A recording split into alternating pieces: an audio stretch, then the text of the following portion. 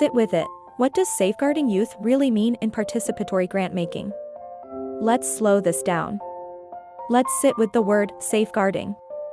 It's often used with urgency, urgent protocols, urgent paperwork, urgent fears, especially when youth are involved. But safeguarding, if we're honest, has often meant surveilling youth, gatekeeping their fire, limiting their leadership under the guise of safety.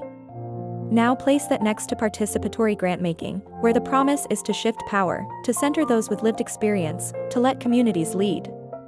When these two concepts meet, what happens? Often, funders freeze. They want the transformation of participation, but with the control of tradition. So let's compost that contradiction. Let's ask, what if safeguarding youth is not about shielding them, but about weaving trust? Not just safeguarding from harm, but safeguarding their aliveness, their grief, their rage, their humor, their unnameable brilliance. In participatory grantmaking, this means codifying roles, not confining people. Naming risk, but not reducing youth to liabilities. Centering consent and clarity, not control. It means designing structures that hold rupture, not fear it.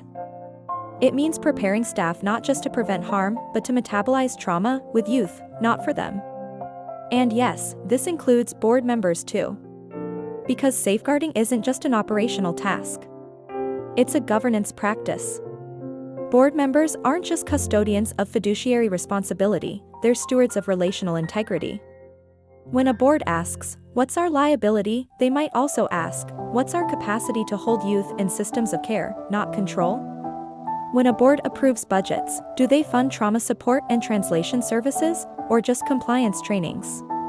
When they hear a safeguarding concern, do they demand clean resolution, or stay with the mess long enough to learn from it?